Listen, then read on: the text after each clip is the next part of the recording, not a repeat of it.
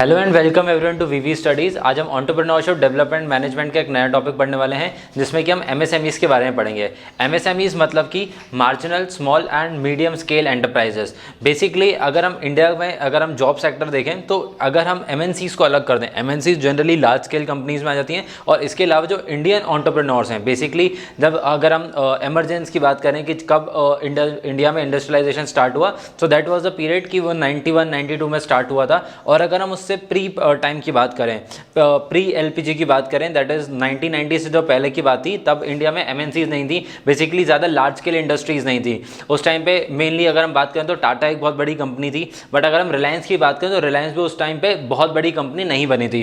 So India में basically large scale industries बहुत कम थी और एमएनसीज बिल्कुल भी नहीं थी। तो जो बेसिकली जो इंडिया में बिजनेस चलता था वो एमएसएमई लेवल पे ही चलता था। जो इंडिया की बड़ी कंपनी थी वो भी बेसिकली स्मॉल स्केल इंडस्ट्री में ही आती थी।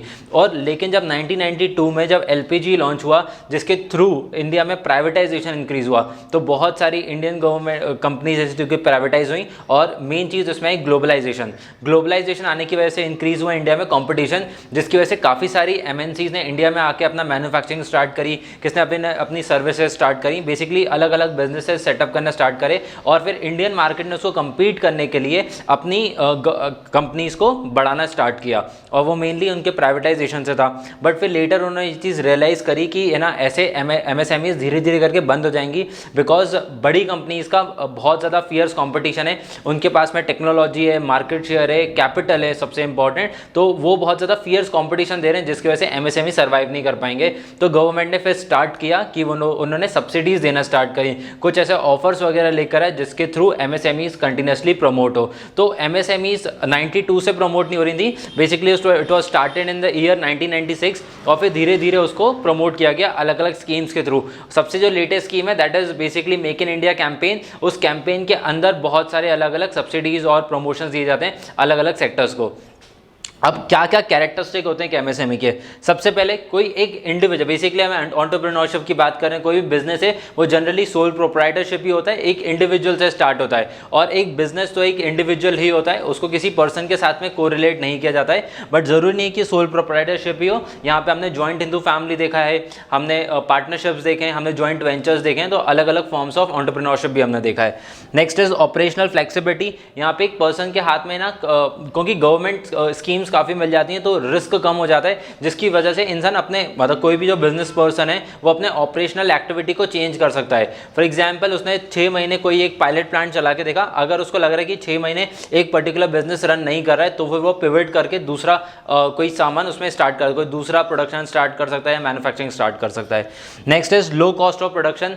अगेन क्योंकि गवर्नमेंट आपको टैक्सेस में बेनिफिट देते हैं, आपको इंपोर्ट एक्सपोर्ट में काफ़ी सारे बेनिफिट्स मिल जाते हैं, तो और रॉ मटेरियल, सबसे इंपॉर्टेंट रॉ मटेरियल प्रोक्योरमेंट, और जो आप सेटअप करते हो अपने वेयर हाउसिंग का या फिर अपने फैक्ट्री का सेटअप करते हो, उसमें गवर्नमेंट काफ़ी ज़्यादा आपको सब्सिडीज दे देती है, जिसकी वजह से आपका इनकरिंग कॉस्ट जो होता है, जो आपका इन्वेस्टमेंट कॉस्ट है वो कम हो जाता है, जिसकी वजह से प्रोडक्शन का कॉस्ट भी कम हो जाता है। Next is technology adoption. अब ये एक बहुत बड़ी कंपटीशन था क्योंकि एमएनसीज के पास में टेक्नोलॉजी बहुत अच्छी थी, बिकॉज अगर हम जर्मन कंपनीज की बात करें, Japanese company, Korean company, USA, Mexico, ऐसी बड़ी कंट्रीज़ की जब हम बात करें तो वहाँ पे टेक्नोलॉजी बहुत ज़्यादा एडवांस्ड है।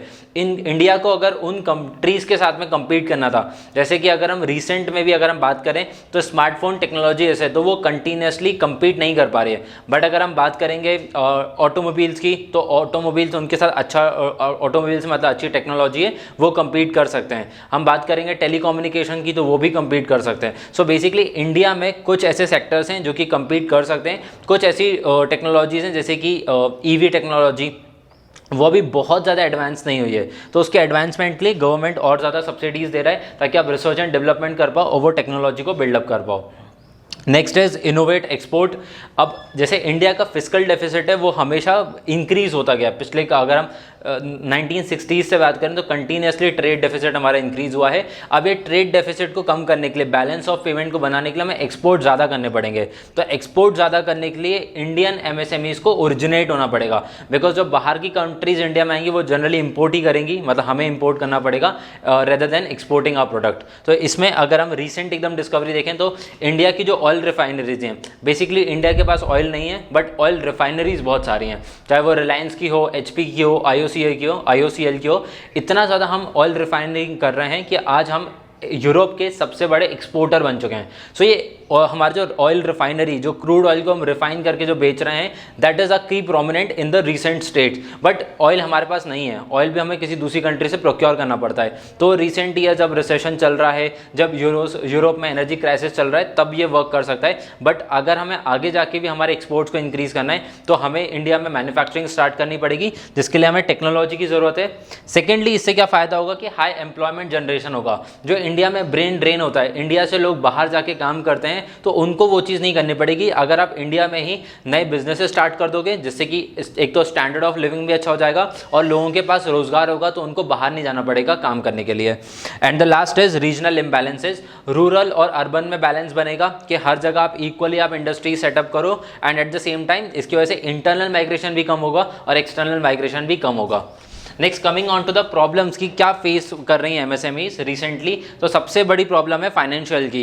कैपिटल एक्सपेंडिचर जो उनको करना पड़ता है, इनिशियल इन्वेस्टमेंट जो करना पड़ता है, उसके लिए उनको बैंक से लोन लेना पड़ता है। बट क्योंकि बैंक हर जगह अवेलेबल नहीं होते हैं, बैंक लोन हर इंसान को नहीं मिलता। इंडिया में अगर हम पेपर वर्क देखें तो हमारे पास आपको आधार कार्ड मिलेगा, पैन कार्ड मिलेगा, बट कितने लोगों के पास, कितने लोग अपना इनकम टैक्स पे करते होंगे, कितने लोगों की फाइनेंशियल स्टेबिलिटी अच्छी होगी, उनके पास इनकम अच्छे होंगे, सेविंग्स अच्छे होंगे, तो वो शायद बहुत ही एक छोटा सा सेगमेंट हो जाएगा। जिसकी वजह से आप एक तो फाइनेंशियल नॉलेज को भी इंक्रीज करना पड़ेगा और जो फाइनेंशियल इंस्टीट्यूशंस हैं उनको भी सामने आना पड़ेगा, अपने नंबर्स को इंक्रीज करना पड़ेगा, ताकि MSMEs जाके उनको ईजिली रीच कर पाएँ। Next is raw material procurement. Government इसमें हेल्प कर सकती है। जनरली जो प्राइमरी रिसोर्सेज होते हैं वो गवर्नमेंट के हाथ में होते हैं, तो उनका ईजी प्रोक्योरमेंट अगर वो करवाएंगे MSMEs के पास, तो उनका कॉस्ट ऑफ प्रोडक्शन ईजी हो जाएगा। Next is obviously raw material आपको इजी मिल जाएगा तो आपका प्रोडक्शन इजीली हो जाएगा, बट प्रोडक्शन के लिए भी आपको ज़रूरत है एक फैक्ट्री की। अगर जहाँ पे भी आप इंडस्ट्री सेटअप करोगे, फैक्ट्री सेटअप करोगे, तो वहाँ पे बहुत सारे आपको पेपर वर्क करने पड़ते हैं। तो ईज़ ऑफ डूइंग बिजनेस जो हम बात करते हैं कि इंडिया में बहुत सारे ऐसा चेंजेस आए हैं पास्ट 20 ईयर्स में कि इंडिया ने कंटिन्यूसली अपने जो लाइसेंसिंग होते हैं, जो फॉर्म्स होते हैं, डॉक्यूमेंट्स होते हैं, उनको धीरे धीरे करके कम किया है। तो इसको इंडिया को और बढ़ावा देना पड़ेगा ताकि ईजिली बिजनेसेस स्टार्ट हो पाएँ। नेक्स्ट इज टेक्नोलॉजिकल सपोर्ट दे सकते हैं। गवर्नमेंट को खुद को R&D करना पड़ेगा ताकि वो खुद से डेवलप कर पाए न्यू टेक्नोलॉजीज़ को, और फिर वो उसको सप्लाई कर सकते हैं टू MSMEs। बेसिकली उनको लाइसेंस दे सकते हैं, फ्रेंचाइजिंग कर सकते हैं। नेक्स्ट इज मार्केटिंग में हेल्प कर सकते हैं। अब जैसे हमें रिसेंट ईयर्स में देखा कि सोशल मीडिया मार्केटिंग बहुत ज़्यादा इंक्रीज़ हुई है। आज कोई भी अगर हम बड़ी कंपनी देखेंगे तो उसकी एड्स आती हैं इंस्टाग्राम पे, यूट्यूब पे, गूगल पे, बट क्या छोटी कंपनीज़ की आप एड्स देखते हो? नहीं, बिकॉज उनको एक तो एक चीज़ मार्केटिंग आती नहीं है और दूसरा मार्केटिंग में पैसा बहुत ज़्यादा खर्च होता है, तो उसके लिए भी उनको कैपिटल इन्फ्यूज़ करना पड़ेगा। एंड लास्टली मैनेजरियल एक्टिविटीज़, आपको अपनी कंपनी का मैनेजमेंट अच्छा करना पड़ेगा। सिर्फ पब्लिक, अगर जैसे हम LIC की बात करते हैं, पब्लिक सेक्टर कंपनी है, अगर हम रेलवेज़ की बात करते हैं तो वो भी पब्लिक सेक्टर कंपनी है, तो वहाँ पे क्या कुछ मैनेजेरियल फंक्शंस में कुछ प्रॉब्लम्स आ रही हैं, तो उसके अगेंस्ट में आप कुछ MSMEs को हायर कर सकते हो, जिसमें आप मैनेजेरियल लेवल अच्छा कर सकते हो, जो कि स्केल अप करेगा, मैच करेगा MNCs के लेवल का या फिर लार्ज स्केल इंडस्ट्रीज़ का।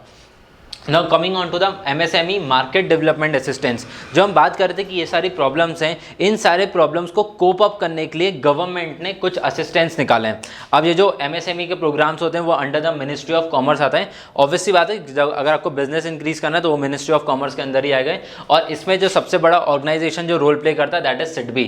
SIDBI का काम क्या है कि वो इंफ्रास्ट्रक्चर डेवलप करे कंट्री में, जिसके थ्रू एंटरप्रेन्योर्स देखें ये चीज़ कि बिजनेस किस तरीके से बूम कर रहे हैं, उनको गाइड करना, उनको ट्रेन करना, एट द एंड उनका एक बिजनेस प्लान तैयार करना और फिर उस बिजनेस प्लान को सपोर्ट करने के लिए उनको कैपिटल प्रोवाइड करना।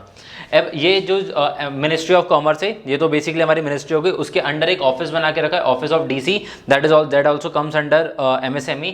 और ये चीज़ है ना जो सेटअप हुई थी वो 1996 में हुई थी, बट उसको बाद में थोड़ा डेवलप करके 30 अगस्त 2000 में उसको MDA के अंदर लाया गया था। MDA के अंदर लाने से क्या हुआ कि वो ना छोटे लेवल्स पे फोकस कर पा रहे थे। पहले जो काम हो रहा था वो सेंट्रल लेवल पे हो रहा था, बट अब जो काम हो रहा है वो स्टेट या फिर डिस्ट्रिक्ट लेवल पे हो रहा है, जिसकी वजह से छोटे रूरल एरियाज से भी अब एंटरप्रेन्योर्स निकल के आ रहे हैं। और एमएसएमईज जो डेवलपमेंट हो रहा है वो सिर्फ अर्बन में नहीं हो रहा, वो रूरल में भी हो रहा है। दो उनके दोनों के पेस में डिफरेंस है, अर्बन में थोड़ा ज़्यादा है, रूरल में थोड़ा कम है। बिकॉज ऑब्वियसली कोई भी एंटरप्रेन्योर बनता है तो वो पहले फैसिलिटीज़ देखता है, स्टैंडर्ड ऑफ लिविंग देखता है कि कहाँ जाके बेटर होगा और कहाँ के लोगों में ज़्यादा एक्सपेंडिचर अवेलेबल है।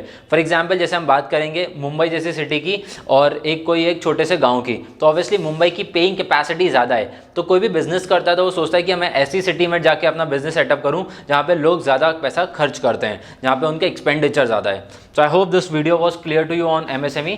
Thank you for watching my video.